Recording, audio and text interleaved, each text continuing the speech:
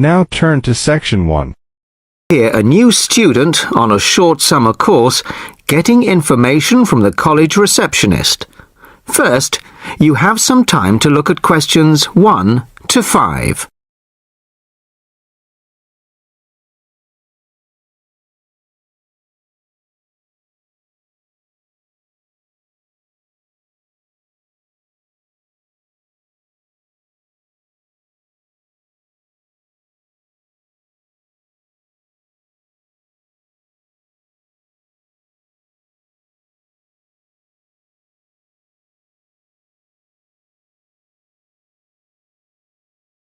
Now the test will begin.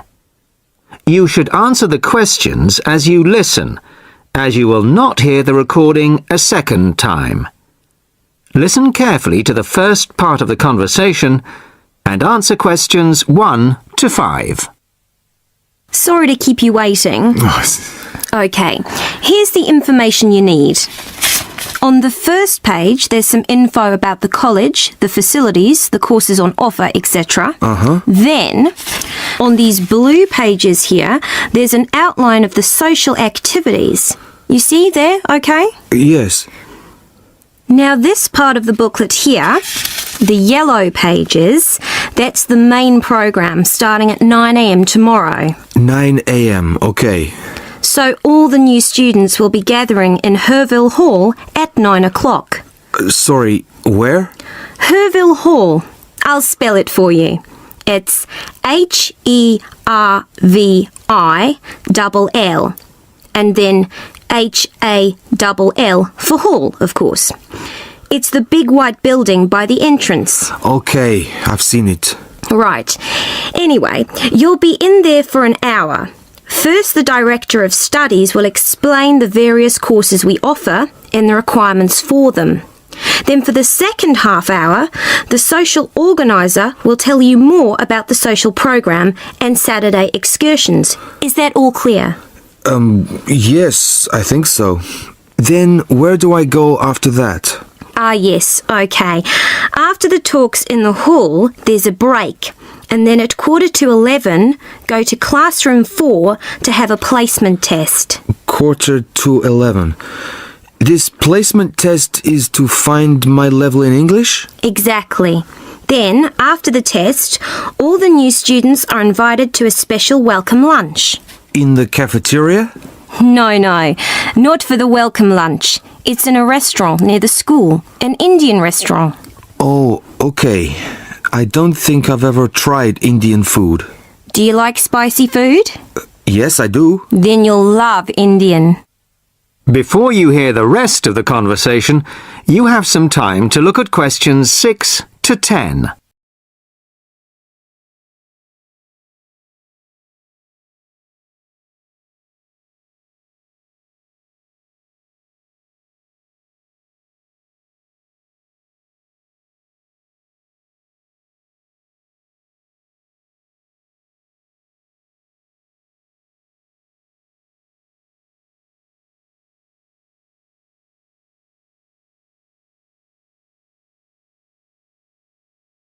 Now listen and answer questions 6 to 10.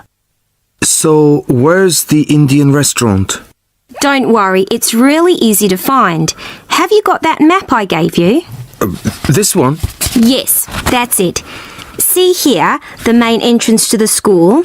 Yes? Well, don't go out of there. There's a smaller entrance here, round the back.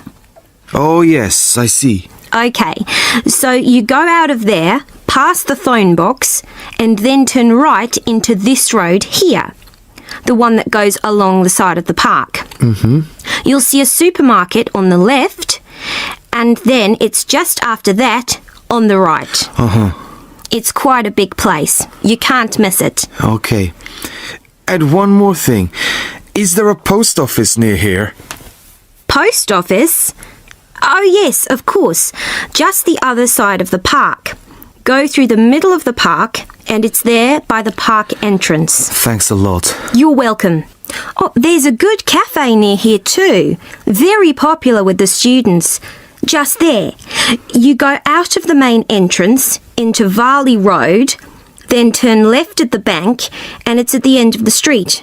They do amazing coffee. That's great. Thanks very much. No problem. Enjoy your course. Thanks again. Bye. That is the end of part 1. You now have half a minute to check your answers.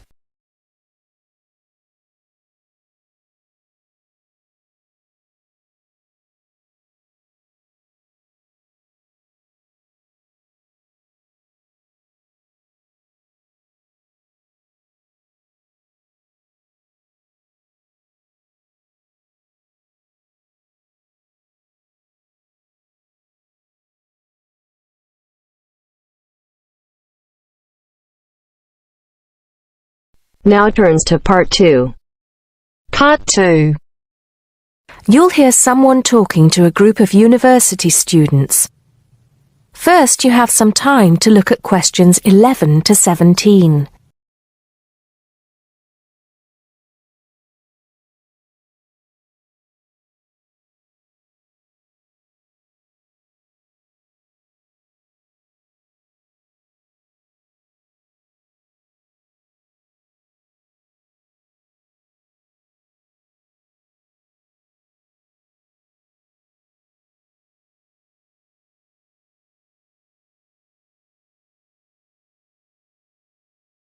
Now listen carefully and answer questions 11 to 17. Good morning, everybody, and welcome to Upton University. I hope you are settling in and beginning to find your way around. I know how confusing it can be when you start life at university, and that's why we have Freshers Week to help you find your feet. Before I go any further, I should perhaps introduce myself. My name is Sally Jackson, and I am the Secretary of the Students' Union, which has organized this week of events for you. You will usually find me in the office on the first floor of this building when I'm not attending lectures. Anyway, down to business. Of course, there are a few things that you are obliged to get done during your first week here. But once you've opened a bank account, if you haven't got one already, seen your director of studies to discuss which courses you are going to take, and signed up with a doctor, there will be plenty of time left to enjoy the events we have arranged for the week. And have we got a lot lined up for you? Throughout the week from Monday to Friday, every morning starting at 10 a.m., there will be orientation and welfare events.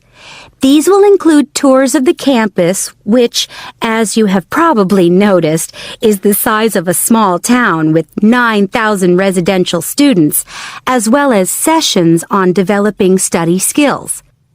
We also have tours of Upton itself arranged for you, with a bus leaving from outside this building every afternoon at 5 o'clock. There are a number of interesting things to do and see in and around Upton, so you can expect visits to the castle and museum as well as the popular Ghost Walk. You'll need to sign up for this one, as numbers are limited. Just put your name on the list on the notice board in the entrance lobby.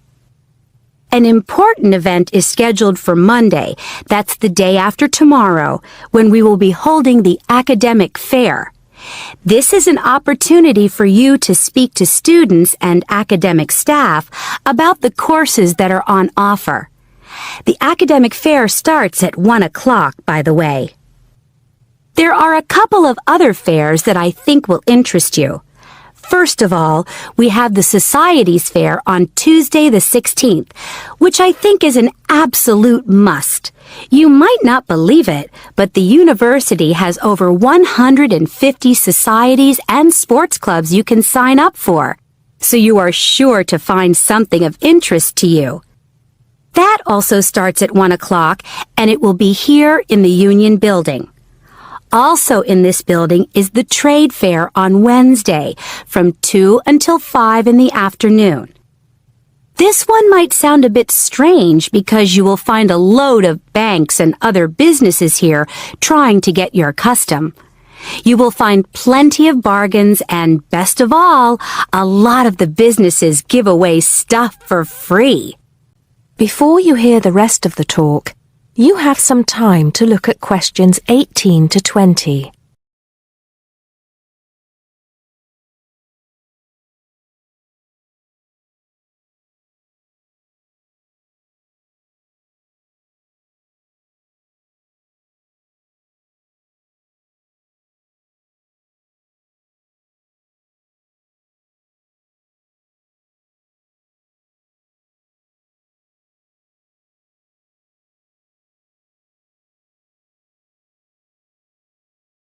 Now listen and answer questions 18 to 20.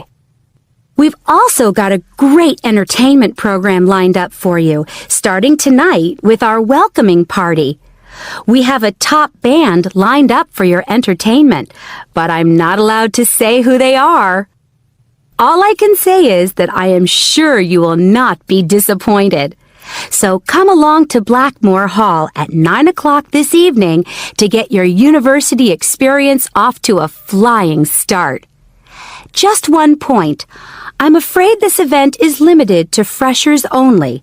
Because of space restrictions, you can't bring a friend tonight. Sorry about that. There's more fun and games on Monday in the Cotswold Theater here on campus. We have booked two of the cleverest comedians in the country, Paul Frazier and Jenny Brown, for a 3-hour show. Paul has assured us that he and Jenny have packed the show with new material, and as they always get rave reviews for their shows, I think we can look forward to an evening of great entertainment. That's in the Cotswold Theater on Monday evening at 7:30. Moving along a bit, on Thursday, there is an important date for your diaries. This is the official Freshers opening ceremony, when the Dean welcomes you to Upton University. So remember, Thursday the 18th from 2:30 to 3:30 in Blackmore Hall. You certainly should go to this one, and by the way, light refreshments will be available. At the end of the week, on Saturday, you have the chance to dress up in your smartest evening wear for the official Freshers' Ball. Actually, although it's called a ball, it is quite a relaxed affair, so we are more than happy if you turn up wearing jeans and a t-shirt. The important thing is to relax and enjoy yourselves. Time and place are the same as for this evening's party. Blackmore Hall from 9 in the evening to 3 o'clock in the morning. Right.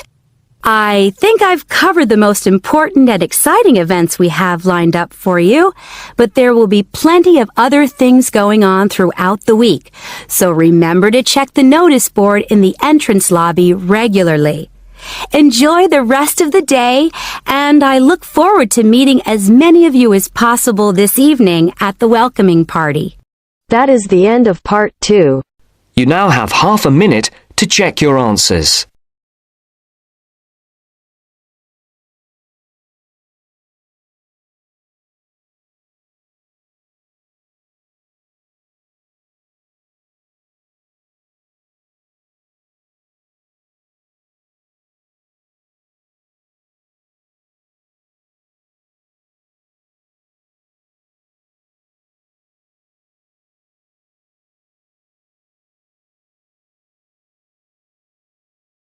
Now turns to part 3.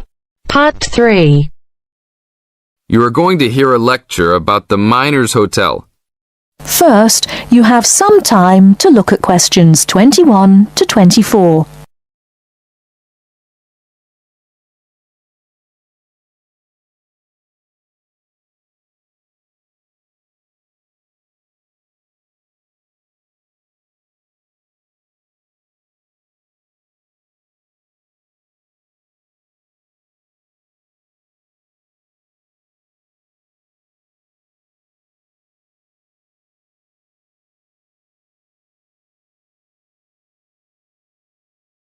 Now, listen carefully and answer questions 21 to 24.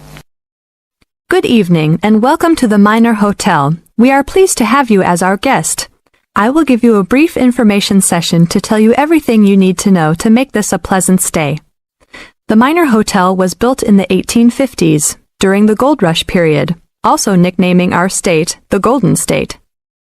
People from all over the country and even from other countries came to seek their fortune here in these hills, creating cities overnight. In this city, many gold rush hotels soon opened up. This particular hotel was built in 1851, but was destroyed during an earthquake. It was rebuilt in 1995 to recreate the feel of the gold rush, complete with articles and actual photographs from during the 1850s. Our hotel is divided into two buildings, one called the Gold Tower and the other is named the Fortune Tower. You will be staying in the Fortune Tower on the 25th floor, complete with great views of the city. Your room is the best room in the hotel, complete with private living room and hot tub.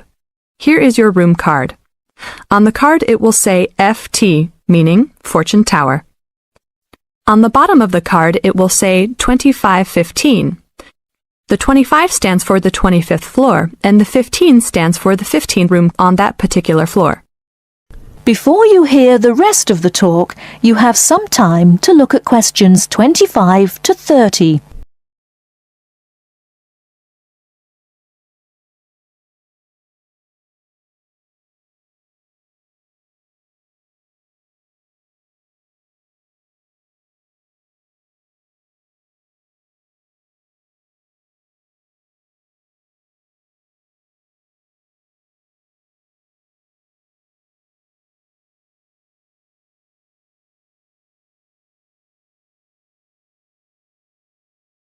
Now listen and answer questions 25 to 30. There are emergency exits in both towers of the hotel. They are located on the south side, opposite the elevators. Please use these in case of a fire or other emergency. We have some special events happening this week. Our Miners Diner is offering a special Miners Buffet dinner this Friday and Saturday for only $20 per person. This special includes all food, not including drinks and alcohol, and shows for the night. The buffet will be available from 5 to midnight. Because of the historical significance of our hotel, there are some special rules. The first rule is that there is no smoking allowed anywhere in the building, not even in your own room. This is not only to ensure the safety and health of our guests, but also the furniture and pictures can be easily damaged by smoke and other harsh treatment. Please remember that there are items of furniture over 100 years old here, so respect the rules by not smoking.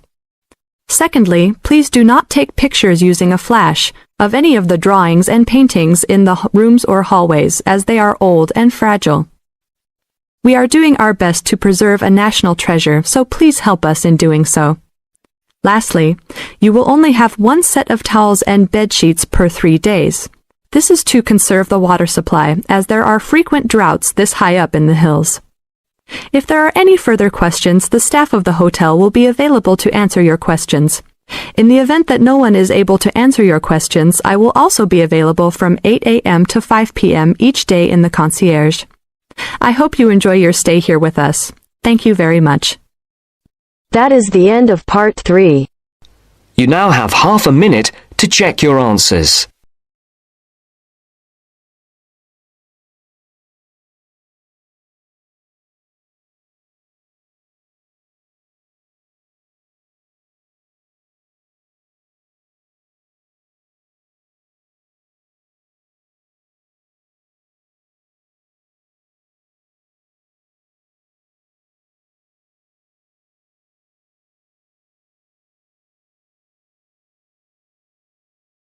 Now turns to part 4.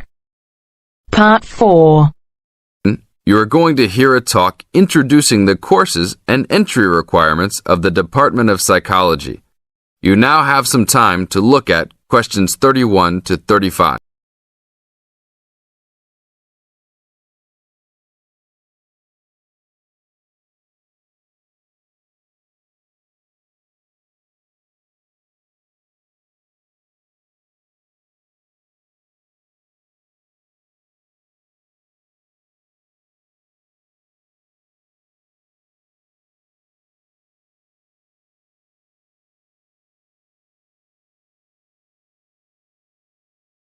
Now listen to the first part of the talk and answer questions 31 to 35. Good morning and welcome to the Department of Psychology's Information Day for new and intending students. I'm the head of the department and today we plan to give you a clear idea of the main courses we offer, their entry requirements, duration, and the types of jobs you might obtain after gaining these qualifications. During the course of the day, I hope you will take the opportunity to talk to staff and attend information sessions for particular courses that may interest you. Some of these courses are open to school leavers, but some have particular entry requirements, so it is important to note these. Firstly, the Certificate in Psychology is offered as a 6-month course for those wanting a general introduction to the subject for personal or work-related purposes. There are no specific entry requirements.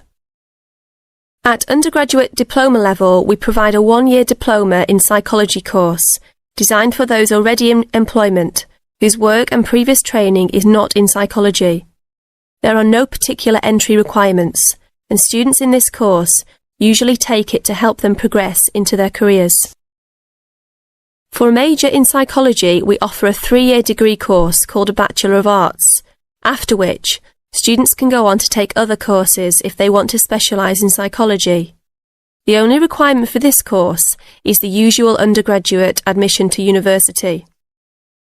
Now, for the more specialised courses in psychology, we offer a master's degree to be taken over 18 months. This can be by research or coursework, but entry to this programme is only through first gaining a degree in psychology. That means you must have a degree majoring in psychology. And lastly, for those wanting clinical qualifications at postgraduate level, we offer a diploma in clinical psychology over a 12-month period, usually called Clinical Psychology Diploma, for short. The minimum entry requirement for this programme is an appropriate honours degree. Now look at questions 36 to 40.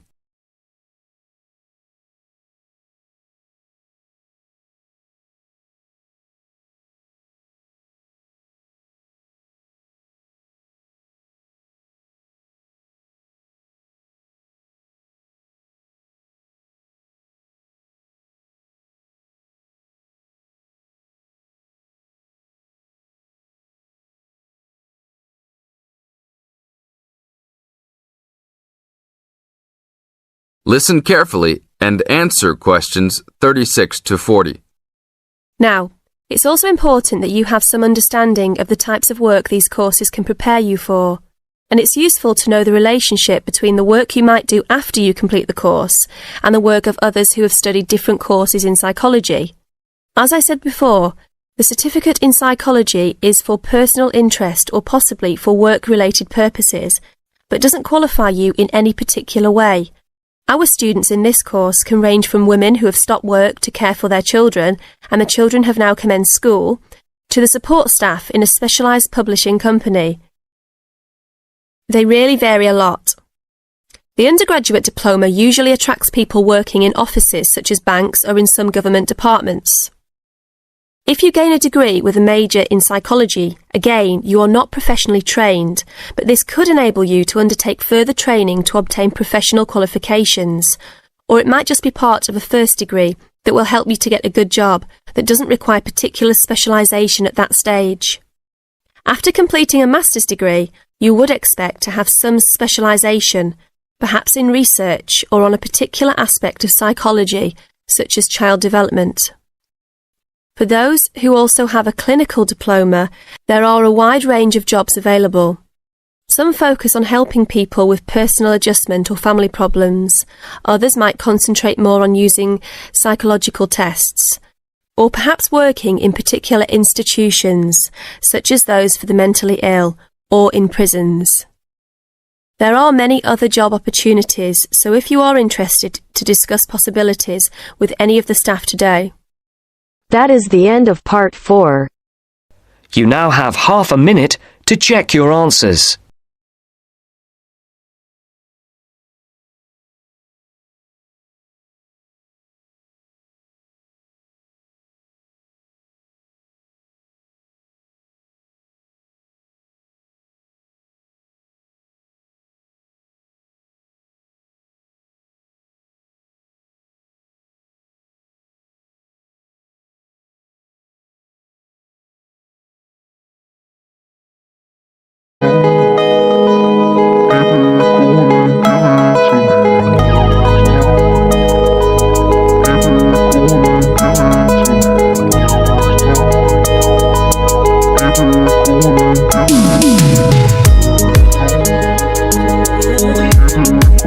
Get